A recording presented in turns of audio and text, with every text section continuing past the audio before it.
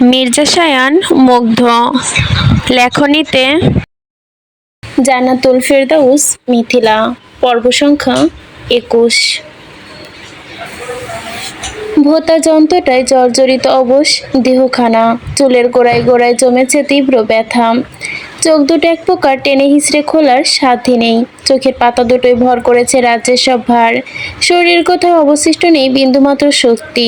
সজাগ মস্তিষ্ক বারবার জানান দিচ্ছে, উঠে পড়ার সংকেত। কারো চিনচানার মতো নরম আঙ্গুলগুলো আলতো করে বিলি কাটতেই সিল্ক চুলগুলোর ফাঁকে ফাঁকে চোখ বুজে নিস্তেজ আকারে পড়ে থাকা মাহি স্পষ্ট অনুভব করছে এহেন নরম স্পর্শ। চুলের ব্যথাগুলো ক্রমশ কমছে, তার স্বস্তি মিলছে অনেকটাই। সময় কতটুকু পেরোলো কে জানে। মাহি চোখ দুটো রয়েছে নিজের পর্দা সরালো। ঝাপসা দৃষ্টিতে খুব একটা স্পষ্টতা নেই, ফলে সপ্তদশী টানা টানা ভ্রুদয়ের ভাঁজে দেখা মিলল দু এক ফোঁটা ভাঁজের। মাহি বুক ফুরিয়ে নিঃশ্বাস টানল বেশ। অবশতায় ডুবে থাকা দেহটা বোধহয় সামান্য নড়ল এতে। সে আলগোছে ঘাড় বাঁকিয়ে তাকালো সামনে। তখনই ক্লান্ত চোখ দুটিতে ধরা পড়ল নীলান মালিন মুখখানা। মাহি থমকালো, এক মুহূর্ত ঠাই দৃষ্টিতে তাকিয়ে থেকে ভাঙা ভাঙা কণ্ঠে ফ্যাকাশে ঠোঁট দুটো নাড়িয়ে আওড়ালো, মিলা। সঙ্গে সঙ্গে বিদেশিনী হরিণী চোখ বেয়ে টুপ করে ঝরে পড়ল এক ফোঁটা অশ্রু ফোঁটা। তা অবশ্য নজর এড়ায়নি মাহির। মেয়েটা কেমন নিষ্পাপ চাহনিতে তাকিয়ে রইল কেবল। ততক্ষণে মিলা সামনে নিয়েছে নিজেকে।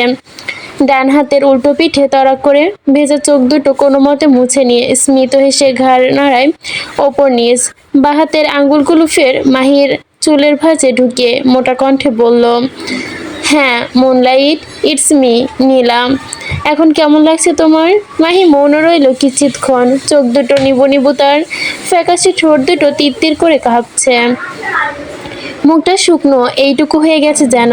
সপ্তদশী কেমন ঠোঁট উল্টালো, অবধে নেয় আওড়ালো। খারাপ লাগছে? মাথায় যন্ত্রণা হচ্ছে প্রচুর? কি হয়েছিল তোমার সাথে? ওই রাক্ষসটা আবারও কি করেছে তোমার সাথে? ওই রাক্ষসটা কি আবারও মেরেছে তোমায়? মিলা অবাক হয়ে যায় এহেন বাক্যে। মাহির অবোধ মুখবয়ের পানে তাকিয়ে সে ভাবল, মেয়েটা কি তবে কিছুই মনে নেই? মনে নেই মেয়েডেনের করা বিশ্বাসঘাতকতার কথা? মিলা খানিকটা সময় নিল, দুহাতে ধরতে ধরতে মাহিকে তুলে বসালো কোনো রকম। দুর্বল মাহি হাত পা ছেড়ে দিয়ে এক প্রকার শিরদাঁড়া বোধহয় আর সোজা হবার নয়। মিলা তো বোতাকে বসিয়ে দিল, রয়ে শয়ে সামান্য ঢোক গিলে আমতা আমতা করে শুধালো, তোমার কি কিছু মনে নেই মুনলাইট? মাহি ভুরু কুঁচকে ফের। মিলার মুখবায়ে এক অদ্ভুত উৎকণ্ঠা, চোখ দুটো ভরে উঠেছে একরাশ প্রশ্ন। মাহি থমকে তাকিয়ে রইল কিছুক্ষণ। গলায় কেমন সন্দেহের ঝাঁজ ঠেলে আওড়ালো, কোন বিষয় বলছো মিলা? মিলা এতক্ষণে নিশ্চিত হলো মেয়েটার হলদ সম্বন্ধে। বিগত 4টে দিন ধরে জ্ঞানহীন থাকায় হয়তো সেদিনকার ঘটনা কিচ্ছু মনে নেই তার। মিলা আর আগ বাড়িয়ে বলল না কোনো কিছু। গলার কাছে এসে আটকে যাওয়া কথাগুলো পানি ছাড়াই গিলে নিল বিদেশিনী। মনে মনে ভাবলো, এত বড় একটা দুর্ঘটনা কাটিয়ে সবেমাত্র জ্ঞান ফিরল মেয়েটার, এরই মধ্যে তার মস্তিষ্কের ওপর এত চাপ বাড়িয়ে লাভ নেই। মিলা দক্ষতার সাথে প্রসঙ্গ ঘোটালো, মুখ কপট হাসি ঝুলে দুহাতে মাথা নাড়িয়ে বলল, কিছু না। তোমার নিশ্চয়ই মাথা ব্যথা করছে। আই থিঙ্ক এই মুহূর্তে তোমার হট ব্রাথ নেওয়া প্রয়োজন। মাথা ব্যথাটা একদম গায়েব হয়ে যাবে। মিলার কথায় খুব একটা মন্দ লাগেনি মাহির। এমনিতেও তার শরীরটা চেপে চেপে হয়ে আছে, মনে হচ্ছে কদিন ধরে বিনা গোসলে সারভাইভ করছে বেচারি। মাহি নিজে নিজে উদ্যত হলো বিছানা থেকে নামতে। তবে মেয়েটার কাণ্ড দেখো, অবশতায় ডুবে থাকা শরীর নিয়ে কিনা নিজে নিজে নামতে গেল বিছানা থেকে। অবশ্যই থাকা পা দুটো কোনো মতে মেঝেতে ঠেকাতেই গা সূক্ষ্ম ঝাঁকিয়ে উঠল সপ্তদশীর। মিলা তৎক্ষণাৎ এগিয়ে এসে আঁকড়ে ধরল মাহির বাহাতের কোনোই। কপালে একরাশ চিন্তার ছাপ ফুটিয়ে আওড়ালো, ইস, একা একা নামতে গেলে কেন মুনলাইট? আমি তো পাশে আছি, প্রয়োজনে ডাকবে আমায়। মাহি আলতো হাসলো, উল্টো হাতে ঘুরিয়ে মিলার হাতখানা চেপে ধরে মুষ্টি মুখে হাসলো, ঠিক আছে, পাশে থাকো। মিলা এবার তাকালো চোখে অবাক করার মতোই। মেয়েটা এত অবুঝ কেন? তার মাত্র একটা কথাতেই কেমন যেন গলে গেল। সপ্তদশী চোখে মুখে দীপ্তিময়, বোঝা যাচ্ছে না বেশ। বুঝি বেশ বিশ্বাস করে নিয়েছে মিলাকে, তাই তো কেমন হাসি মুখে চেপে রেখেছে মিলার হাত। মিলা আহত দৃষ্টি ফেললো মাহির হাতের দিকে, আনমনে বলে বসলো, তুমি এত অবুঝ কেন মুনলাইট? মাই বেশ কথাটা। তড়িৎ ভুরু কুচকে সন্ধিহান গলায় প্রশ্ন ছুড়ল, কি বললে? তৎক্ষণাৎ সম্বিত ফিরল মিলার, মুখ ফসকে বেরিয়ে যাওয়া কথাটা অলক্ষ্যে জিভ কেটে আমতা আমতা সুরে শুধালো, না না কিছু না, চলো তোমায় ওয়াশরুম অব্দি দিয়ে আসি। শরীরের অবস্থা খুব একটা স্থিতিশীল না হয় তর্কে গেল না মাহি, মুখটা আগের ন্যায় মলিন রেখে।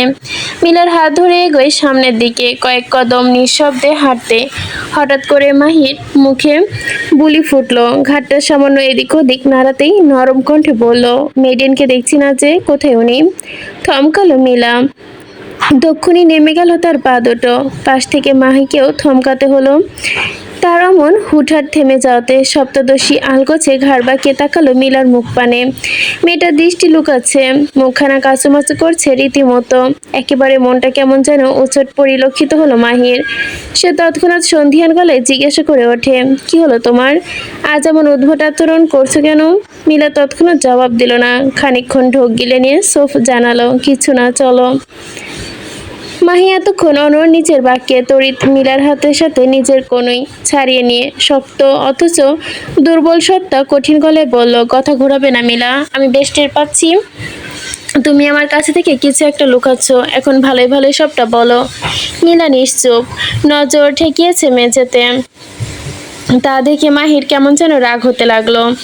মেয়েটা দাঁত খিচে অন্যত্র মুখ ঘুরিয়ে আওড়ালো, চলে যাও আমার ঘর থেকে, আর মেডেনকে পাঠাও, যাও। মিলা মুখে বাঁকালো না একটু। মিলা মুখ বুঝে শুনলো সবটা। মাহির কথাগুলোকে খুব একটা পাত্তা না দিয়ে হাত বাড়িয়ে তাকে ধরতে গেলেই হাতটা কেমন ঝাড়া মেরে সরিয়ে নিল মাহি। ঝাঁজ দেখিয়ে ফের বলল, ধরবে না তুমি আমায়, যাও মেডেনকে ডাকো। মিলার বুঝি আর সহ্য হলো না এহেন কথা। সে কেমন তিরিক্ষি মেজাজে তখনই বলতে শুরু করলো, maiden, maiden, maiden, stop talking about her moonlight. তোমার মুখে ওর নামটা শোভা পায় না, কেননা আজকে তোমার এহেন করুণ অবস্থার জন্য কেবলমাত্র সেই দায়ী। হতভম্ব মাহি, মিলার কথাগুলো বোধহয় বোধগম্য হয়নি তার। সে কেমন অবচ চোখে তাকিয়ে আছে মিলার পানে। মিলার বড় মায়া হলো মাহির এহেন মুখখানা দেখে। সেখানে রয়ে সে নজর বুলালো। অতঃপর ফের বলতে লাগলো, গত 4টে দিন ধরে তুমি সেন্সলেস ছিলে মুনলাইট। তোমার অতিমাত্রায় সিড 6 ড্রাগস দেওয়া হয়েছিল, আর সেটা অন্য কেউ নয়, বরং মেডেন ইরাই দিয়েছিল তোমায়। তিনি শুধু একটু করে থামেনি মুনলাইট, তিনি তোমাকে। বাকিটুকু বলতে গিয়ে হুট করে যেন গলা ব্যথা হয়ে গেল মিলার, চোখ দুটো হয়ে গেল ছলছল। এইদিকে মাহি কেমন থরথরে কাঁপছে, থমকে গেছে মেয়েটা, মুখখানা তার লেপটে গিয়েছে ব্যথাতুর ছাপ। মস্তিষ্ক করা নাড়ছে হাজারো প্রশ্নর। সে এবার নিজের থেকে চাপা স্বরে জিজ্ঞাসা করে উঠল, আমাকে? মিলা বেশ কিছু সময় ঢোক গিলল কয়েকবার, নজর লুকিয়ে আবারও শুধালো, তোমাকে তোমাকে দিয়ে এসেছিল সিটের ঘরে, তারপর কি হয়েছে তা আমি জানি না, তবে এইটুকু শুনেছি মনস্টার তোমায় আর সিটকে অপত্তিকর অবস্থায় দেখেছিল। আমি বলতে বলতে মিলা হঠাৎই টের পেল পাশে দাঁড়িয়ে থাকা মাহি কেমন ধপ করে বসে পড়েছে মেঝেতে। মিলা হকচকায় তড়িঘড়ি করে নিজের হাঁটু গেড়ে বসে মেঝেতে, দুহাত মাহির বাহুবন্ধনের সামান্য ঝাঁকিয়ে উঠে বলল, এই মুনলাইট, আর ইউ ওকে?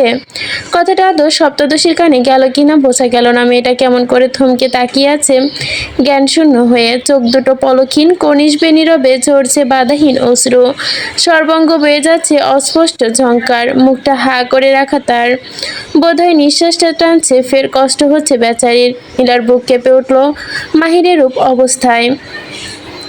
সে কেমন বিচলিত হয়ে মাহিকে জড়িয়ে ধরতে গেলে আচমকা হাত উঁচিয়ে বাধা সাধল মাহি। থমকালো কণ্ঠে ঘন ঘন নিঃশ্বাস ফেলে বলল, লিভ মি অ্যালন। মিলা তৎক্ষণাৎ বুঝলো কথাটা, অবদের সুরে মাথা কাত করে সন্ধিহান গলায় জিজ্ঞাসা করলো, কথাটি শেষ করার হতেই সেকেন্ড খানিক লাগলো বোধহয়।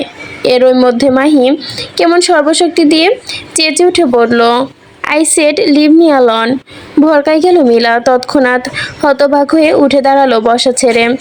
কিঞ্চিৎক্ষণ মাহির পানে দৃষ্টি রেখে পরক্ষণে গুটি গুটি পায়ে চলে গেল ঘর থেকে। এদিকে মাহি কেমন হাঁসফাঁস করছে, দুহাতে নিজের শরীরটা খামচে ধরেছে, বারংবার ঘন ঘন নিঃশ্বাস ফেলে কাঁদতে চাইছে মেয়েটা। তবে আশ্চর্য, গলা দিয়ে যেন আওয়াজ বেরোচ্ছে না তার। মাহি আর বসে থাকতে মুরাদ নেই। তক্ষুই উদ্ভাটের ন্যায় দুহাতে ভর দিয়ে হাঁটু ঠেকিয়ে এগোচ্ছে সামনে। কিছুক্ষণ বাদে দুর্বল মানবী চলে আসে ওয়াশরুমের কাছে। ওয়াশরুমের দরজা ধরে কোনো মতে উঠে দাঁড়ায় সে। গায়ের জোরে ভেতরে ঢুকে দরজা না লাগিয়েই চলে যায় শাওয়ার স্ট্যান্ডের নিচে। তড়িঘড়ি করে স্ট্যান্ডের সুইচ চাপার সাথে সাথে সপ্তদশীর গায়ের ওপর ঝপঝপিয়ে নামলো পানির বহর। বাইরে স্নোফল হচ্ছে, ভেতরের আবহাওয়া ভীষণ ঠান্ডা। তারপরও সপ্তদশী ভুলক্রমে চেপে বসেছে ঠান্ডা পানির সুইচ। বরফ গলা ঠান্ডা পানি শরীরে ছুঁয়ে যেতেই গাটা যেন কাটা দিয়ে উঠল মাহির। বেচারি পানির নিচে দাঁড়িয়ে থেকে কাঁপছে থরথর করে, পা দুটো টলমল করছে, সেই সাথে ঠোঁট দুটো কাঁপছে তিরতির করে। মাহি কিছুক্ষণ একই ভঙ্গিতে দাঁড়িয়ে রইল। কাঁপা কাঁপা চোখ দুটো আলগোছে তাকালো সম্মুখের আয়নায়, যেথায় স্পষ্ট প্রতিবিম্ব হচ্ছে সপ্তদশীর মুখখানা।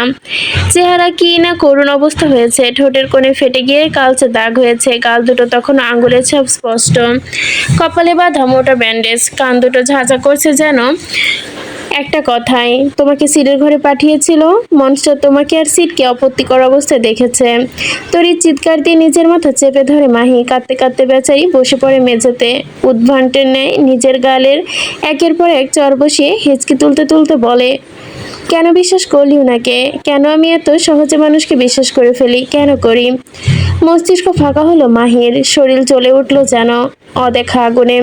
সে তড়িঘড়ি করে নিজের গা ঘষতে লাগলো, হাতের লম্বা লম্বা নখ দিয়ে গায়ের চামড়া আঁচড়ে দিচ্ছে অনবরত। যে মেয়ে সুস্থ অবস্থায় কোনো পুরুষের দিকে চোখ তুলে তাকায়নি, সে কিনা তাকে সিডেকটিভ ড্রাগস দিয়ে অন্য পুরুষের সাথে অন্য একটা পরপুরুষের ঘরে পাঠানো হলো। ছি, কতটা মনে পড়তে গা গুলে ওঠে মাহির। নিজের শরীরটা ইচ্ছে মতো জখম করে পাগল হয়ে গেছে যেন মেয়েটা। দু হাতে চুলগুলো খামচে ধরে ঠোঁট কামড়াতে হঠাৎ মস্তিষ্ক টনক নড়ল আরেক কথা, সে ঠিক আছে তো? তার সাথে উল্টোপাল্টা কিছু হয়নি তো? তরক ঢোক গিলল মাহি। একজন সুস্থ মানুষ, স্বাভাবিক মানুষ থোড়াই উদাসীন তার শরীর নিয়ে। মাহি তৎক্ষণাৎ নিজের দিকে দৃষ্টি ফেলল, নিজের দেহে আদৌ কোনো অমূল্য পরিবর্তন এলো কিনা তা দেখতে তৎপর হলো পরক্ষণে। দুপুর গড়িয়ে সন্ধ্যা নামবার জোগাড়। এই নিয়ে 20 জন মেয়েডেন এসে খাবারের জন্য অনুনয় করে গিয়েছে মাহিকে। মেয়েটা যেন এক মুঠো হলেও অন্তত খায়। ডক্টরের প্রেসক্রিপশন অনুযায়ী এখনো বেশ দুর্বল সে। ঠিকমতো খাওয়া দাওয়া আর ঔষধ না খেলে সে আবার অসুস্থ হয়ে পড়বে। এহেন চিন্তা থেকে মেয়েডেনরা বেশ কবার মেয়েটিকে বুঝিয়ে সুঝিয়ে গিয়েছে, কিন্তু মাহি আজ কারো কথা শুনলো না তো দূর, কারো দিকে ফিরে অব্দি তাকায়নি। সারাক্ষণ জানালার সামনে কাউচের ওপর হেলান দিয়ে বসে তাকিয়ে থেকেছে বাইরে। মিলা দূর থেকে দেখছে। তার ধারণা মতে সপ্তদশী বোধহয় নিজের সাথে ঘটে যাওয়া কোনো খারাপ ঘটনাগুলো নিয়ে ডিপ্রেস। মিলা কয়েকবার গিয়েছে মাহির কাছে, সাধ্যমতো অনুরোধ করেছে খাবার খাওয়ার জন্য, তবে আজ কাজে দেয়নি তা। ঘরের দরজার কাছে বিষণ্ণ মুখে দাঁড়িয়ে থাকা মিলা এবার দীর্ঘশ্বাস ফেলল। মুখখানা তার অন্ধকারে লেপ্টে গেছে। আলগোছে ভাবে দেহ বাঁকিয়ে করিডোর দিয়ে এগোচ্ছে। হুট করে ধাক্কা খেলো শক্তপোক্ত বুকের সাথে। ঘটনা আকস্মিক হওয়ায় তক্ষুনি পেছনে ফিরে ছিটকে পড়লো যেন মিলা। তাল সামলাতে না পেরে পা দুটো ভেঙে পড়েছে মেঝেতে। সঙ্গে সঙ্গে বেচারি এক হাতে চেপে ধরলো কোমর। ঠোঁট গলি অস্ফুট ব্যথাতুর শব্দ বের হলো। চোখ মুখ কুঁচকে সামনে তাকাতে দেখে পাহাড়ের ন্যায় শটানভাবে দাঁড়িয়ে আছে এডউইন। মুখটা কেমন যেন বিরক্তিতে কুঁচকে রাখা তার। মিলা খানিক ঢোক গেল। তড়িঘড়ি নিজের নজর বোঝাতেই শুনতে পেল এডউইনের দাঁত কিরমির কণ্ঠ, চোখ দেখো না গ্লুপায়া স্টুপিড। হাঁটার সময় চোখগুলো হাতে নিয়ে ঘোরো নাকি? মিলার ঠোঁটের কোণে কামড় বসিয়ে আছে, চিবুক নামিয়ে গলার কাছে এক হাতে কোমর ডলতে ডলতে দেখলো সম্মুখ থেকে একখানা শক্তপোক্ত হাত বাড়িয়ে নিজের পানে। মিলা ভয়ার্ত ঢোক গিলে দুহু ধারে মাথা নাড়ায়। তখন এডিন দিয়ে বসলো রামধনক। নাটক করবে না বেয়াদব, এক্ষুনি উঠে বলছি। এহেন ধমকে মিলা মতো ছোট্টখাটো মানুষটা কি আর ঘাটতেরামি করতে পারে? সে সঙ্গে সঙ্গে হাত উঁচিয়ে চেপে ধরে এডউইনের বাড়িয়ে রাখা হাত। এডুইন টান বসালো জোরে সোরে। মুহূর্তে বসা থেকে ছিটকে এসে পড়ল মিলা। প্রাণটা বোধহয় এক্ষুনি চলে যায় তার। এর মধ্যে এডুইন ঝাটকা দিয়ে ছাড়িয়ে আনলো নিচের হাত। গম্ভীর কণ্ঠে খেকিয়ে খাকারি দিয়ে জিজ্ঞাসা করলো, মুনবার্ড কি করছে? মিলা হতভম্ব চোখে তাকায় এডুইনের মুখপানে। মোটেও সময় নিয়ে হতভাগ হয়। মুনবার্ডকে? এডুইন চিরবিরিয়ে ওঠে, নাক মুখ কুচকে জানালো, মেয়েটির কথা বলছে। মিলা ভুরু কুচকায়, ঠোঁটের দুটো গোল হয়ে তুললো যেন। খানিক হাসি কণ্ঠে জবাব দিল, ঘরে আছে। কিন্তু কিন্তু কিন্তু কি? এডুইন ভুরু ঘুটায় তৎক্ষণাৎ, কণ্ঠে সন্ধিহান ভাব নিয়ে ঠের পর প্রশ্ন ছুড়ে কেমন। মিলার মুখোভয় পরিবর্তন নেমে আসে। এবার মাথাটা হালকে নুয়ে জানায়, খাবার খাচ্ছে না মেয়েটা, শুধু কাঁদে আর কাঁদে। আমি বাকি সব মেয়েডেনরা অনুরোধ করেছি খাবার খেতে, কিন্তু তবুও খাচ্ছে না মেয়েটা। এমন করতে থাকলে তো আবারও অসুস্থ হবে। এডেন গম্ভীর মুখে শুনল সবটা। খানিক সময় নিয়ে পকেটে হাত গুজে পা বাড়ালো উল্টো পথে। পেছনে থেকে চেয়ে রইল মিলা কেবল। আনমনে বিড়বিড় করে বলল, এতদিনে হলো প্যালেসে থাকছি, অথচ আজ অব্দি আমার নামটা ঠিক মতো উচ্চারণ হয়নি লোকটার মুখে। আর এদিকে আজ কদিন হলো মুনলাইট এসেছে প্যালেসে, আর অমনি ওকে ডাকনাম দিয়ে ফেলেছে। আর আমাকে? ও হ্যাঁ, আমাকেও তো দিয়েছে, গ্লু পায়া, স্টুপিড নাম। মনস্টার কোথায়? হাতে অস্ত্র নিয়ে দায়িত্বরত গার্ডসকে সটনভাবে দাঁড়িয়ে দরজার সামনে। এডুইন হুটহাট প্রশ্নে তার মুখের উত্তর যেন না দিয়ে অবশ্য সেফ তর্জনী উঁচিয়ে তাক করলো ছাদের দিকে। এডুইন তন্ত্র পা বাড়ালো সেথায়। সম্পূর্ণ কাচের তৈরি সিকিউরিটিজ হাউস, যার ছাদে রয়েছে পাতলা রেলিং বিশিষ্ট সুইমিং পুল। বাইরে যে পরিমাণ স্নোফল হচ্ছে, এতক্ষণে বোধহয় সুইমিং পুলের পানিও জমে গেছে, এটা বরফে ঢাকা পড়েছে তা। ধূপধাপ জোরালো কদমে বিশালাকার রুফটপের দুয়ারে এসে দাঁড়ালো এডুইন। বাইরের ঝড়ের বেগে তুষারপাত হচ্ছে, সুইমিং পুলের পানি জমে বরফ বেঁধেছে।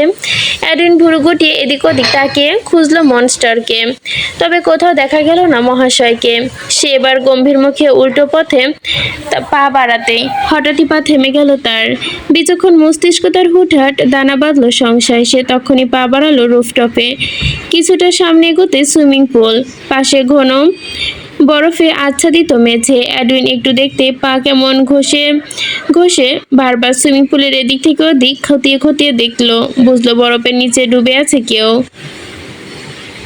শুধু ডুবে থাকা না, সে রীতিমতো এহেন বরফ পানিতে সাঁতরাচ্ছে। এডুইনের কাশি উঠে গেল যেন এহেন কাণ্ডে। বেচারা তড়িঘড়ি করে নিজের গায়ের ওভারকোটটা আরেকটু চেপে ধরে গায়ের সাথে। ওইভাবেই এডুইন কঠিন মুখোপায়ে তাকালো এডুইনের পানে কেউ। এডুইন দাঁড়িয়ে থাকতে পারছে না ঠান্ডায়। বেচারার পা দুটো কাঁপছে রীতিমতো। মনস্টার কিভাবে কেমন করে একটা যেন পাত্তা দিল না। বরফের পাতা আবরণ ভেঙে দু হাতে ছাড়িয়ে চিৎ করে সাঁতার কাটতে আবারও। এদিকে তার এমন উদ্ভট কাণ্ডে মাথা খারাপ হয়ে যাচ্ছে যেন এডুইনের। এই লোকের গায়ে কি গন্ডারের চামড়া নাকি? এর ঠান্ডা লাগে না? অবশ্য এ তো আর নতুন কোনো নয়। তবুও এডুইন বরাবরের ন্যায় আজও অবাক হলো। কিছুক্ষণ চুপ থেকে সে গলা খাকারি দিয়ে কাঁপা কণ্ঠে বলল, monster, I had something to inform you. Monster শুনল। উল্টো হয়ে সাঁতার কাটতে আদেশ চলল, ঝেড়ে কাশ। এডুইন বোকার মতো গলা কাশলো, কাশি আর উঠল না। খানিকক্ষণ ভাবলেশীর ন্যায় দাঁড়িয়ে থেকে অস্থির গলায় জানালো, আপনি উঠে এলে সুবিধা হতো বলতে। মনস্টার বুঝি ভারী বিরক্ত হলো এরূপ বাক্যে। সে সাঁতার থামিয়ে শক্ত মুখে তাকালো এডুইনের পানে। বেচারা এডুইন আগে থেকেই মাথা নুইয়ে রেখেছে। মনস্টার বুক ফুলিয়ে নিঃশ্বাস নিয়ে কটমট করতে বেরিয়ে এলো সুইমিং পুল থেকে। সেফ কালো রাঙা একটা ঢিলে ঢালা পাতলা ট্রাউজার, গায়ে ফর্সা উদাম চামড়া কেমন লাল হয়ে গেছে, মুখটা হয়েছে গোলাপি। পেটের 6টি পেশি গঠন স্পষ্ট বেশি, পেশিবহুল ইস্পাতদীট হাত দুটো ফোলা ভাঁজ কেমন যেন স্পষ্ট। যুবক এক হাতে নিজের ওলফকাট বাদামি চুলগুলো উল্টে দিয়ে ব্যাক ব্রাশ করতে এলো বরফ ঢাকা মেঝেতে। অতঃপর কোনো দিকে না তাকিয়ে হুট করে গা এলিয়ে দিল অমন বরফের কোলে। এডুইন জ্ঞান হারাবে বোধহয়। মাথা চুলটা দুদিকে নাড়িয়ে বেচারা এগিয়ে এসে আরেকটু গা এলিয়ে শুয়ে থাকা মনসারের পানে দৃষ্টি কায়েম করে না তাকালো অন্যত্র। ফটাফট কণ্ঠে বলতে লাগলো, মনস্টার, মেয়েটা জ্ঞান ফেরার পর থেকে না খেয়ে আছে। সেই কখন থেকে একাধারে কেঁদে যাচ্ছে। বলছিলাম কি, আপনি যদি কথাটা মুখ থেকে সম্পূর্ণ বেরোয়নি এখনো। এর আগে শোনা গেল মনস্টারের খ্যাক খ্যাক কণ্ঠ, এই চল চল, হাওয়া আনে দে। এমনিতেই নিজের হ্যান্ডসাম বডির গরমে অতিষ্ঠ হয়ে আছি, তার উপর যখন তখন ওই বান্দির মেয়ের নাকে কান্দন, যত সব। খেলে খাক, না খেলে মরে যাক। Who the hell cares about that? Edwin আঙুল উঁচিয়ে কপাল চুলকালো, বিড়বিড়ি আওড়ালো, I think the hell is you monster. Who cares about her? Did you say something? তরি দুদিকে মাথা নাড়ায় এডউইন, একদম চোরের মতো মুখ চোখ চেপে ধরে যেন, কপট গম্ভীর মুখে বলে, নো মনস্টার, নাথিং। রাত 1:30টার কাছাকাছি। এক হাতে সিগার, আরেক হাতে হুইস্কির বোতল চেপে হেঁটে আসছে মনস্টার। গায়ে তার কালো ওভারকোট, ভেতরটা উদাম। তিনি হাঁটার মাঝে দু কয়েক চুমুক বসালেন বোতলের মুখে। পায়ের গতি তার এগোচ্ছে মাহির কক্ষের দিকে। কক্ষের বাইরে দাঁড়িয়ে আছে গার্ডস।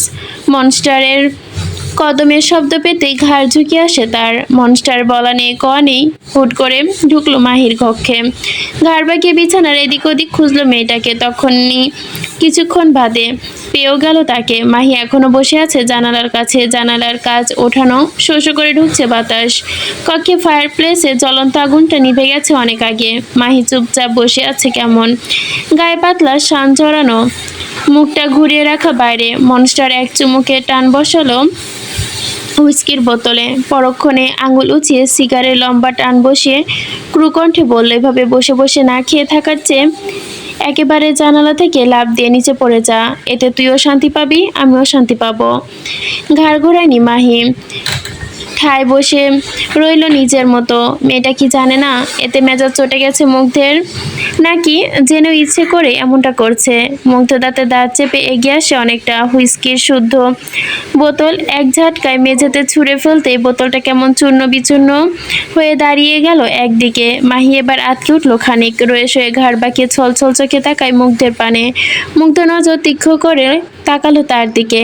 মাহি অক্ষিপটর উপস্থিত অশ্রু দেখে খুড়ো হাসল যুবক। ব্যঙ্গোক্ত স্বরে বলল, নষ্ট মেয়েদের এই এক হাতিয়ার। আর কিছু পারুক আর না পারুক, কুমিরের কান্না দেখিয়ে যে কেউ কি হাত করে নিতে পারে ঠিকই। এহেন বাক্যে গা জ্বলে উঠল মাহির। নিজের শরীরটার যন্ত্রণার কথা ভুলে গিয়ে মেয়েটাকে দাঁড়াতে উদ্যত হলো বলেই বালাই শার্ট। পা দুটো আজ বড্ড দুর্বল তার। চট করে হাঁটু ভেঙে বসে পড়ল সে। মুগ্ধের মুখবয় পরিবর্তন ঘটল আবারও। সে হালকা ঝুঁকে সে আঙুল উঁচে মাহির থুতনিতে স্পর্শ করতে গেলেই তার হাতটা ছিটকে সরিয়ে দিল মাহি। মুগ্ধ তৎক্ষণাৎ কটমটিয়ে উঠে তাতে দাঁত চেপে তাকায় মাহির নত মুখখানে। এদিকে দু হাঁটুর মাঝে ঠেকানো দুর্বল মাহির হালকা ঝুলে আসছে কেমন। মুখ দিয়ে কাশির সাথে সাথে বেরোচ্ছে লহুর ছিটে ফোটা। ছোট বদনখানি কাঁপছে তার। দু ঠোঁটের দূরত্ব কেমন ফাঁকা। বড় বড় নিঃশ্বাস টানতে টানতে ভীষণ বেগ পোহাতে হলো মানবীর। সম্মুখে শটান হয়ে দাঁড়িয়ে আছে মনস্টার। সপ্তদশী এক পলকও তাকালো না তার পানে। দু চোখ ভরে অঝরে অশ্রু বিসর্জন দিয়ে কাঁদো কাঁদো কণ্ঠে আওড়ালো, আল্লাহর দোয়াই লাগে, আপনার ওই অপবিত্র হাত দুটো দিয়ে আমাকে ছোবেন না। আমি আর পারছি না আপনার এহেন অত্যাচার সহ্য করতে। আমি সত্যি এখন ক্লান্ত, একদম ক্লান্ত। বিশ্বাস করুন, আমার যদি আর একটু সাহস থাকতো আমি সেই কবেই মরে যেতাম। কিন্তু আফসোস আমার, আমি এখানেই ভীতু। শুনুন। এই মুহূর্তে থামলো সপ্তাদশী। মাথাটা ঠায় নুয়ে রেখে নাক টেনে ফের আওড়ালো, আমি কোনোদিন কারো কাছে কিছু চাইনি। বারবার মুখ চোরা স্বভাবের মানুষ আমি। তবে আজ আপনার কাছে একটা কিছু চাইছি। দয়া করে আমায় একেবারে মেরে ফেলুন, অনুরোধ করছি। এবার একেবারেই মেরে ফেলুন, আমায় শেষ করে দিন।